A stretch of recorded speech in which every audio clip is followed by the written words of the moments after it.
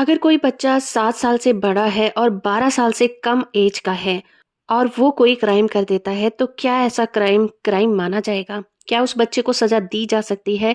दी जाएगी तो कितने साल की सज़ा दी जाएगी?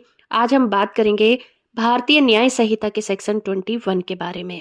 किसी क्राइम को क्राइम माना जाएगा, ये बात कुछ कंडीशन पर डिपेंड करती है।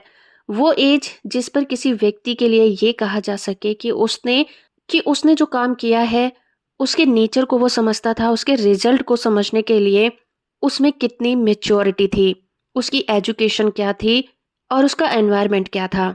उसके बाद ही उस क्राइम को क्राइम कहा जा सकेगा।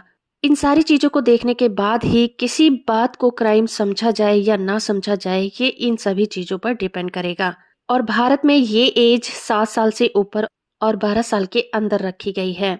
भारतीय न्याय संहिता के सेक्शन 21 के मेन इंग्रेडिएंट है कि बच्चे की एज 7 साल से ज़्यादा और 12 साल से कम होनी चाहिए और बच्चे में इतनी मैच्योरिटी आ गई है कि वो जो काम कर रहा है उसके बारे में अवेयर था और उसके रिजल्ट के बारे में भी वो जानता था। क्योंकि 7 साल से बड़ा और 12 साल से कम एज के बच्चे से ये उम्मीद की जाती है कि वो बहुत कुछ समझने की क्षमता रखता है और वो अपराध भी कर सकता है। किंतु यहाँ पर बताई गई कुछ बातों को ध्यान में रखना जरूरी होगा, उसके बाद ही उसके द्वारा किए गए क्राइम को क्राइम माना जा सकता है। Krishna versus state of Madras के केस में एक 9 साल के बच्चे ने एक हार को चुराकर एक व्यक्ति को बेच दिया। इन्वेस्टिगेशन के दौरान एविडेंस से पता चला कि बच्चे को अपने काम के बारे में और उसके नेचर के बारे में पूरी तरह से समझ थी, इसलिए उसे चोरी का अपराधी माना गया। तो इस तरह से दोस्तों ये थी इन्फॉर्मेशन भारतीय न्याय संहिता के सेक्शन 21 की। होप कि ये वीडियो आपको इन्फॉर्मेटिव लगा होगा।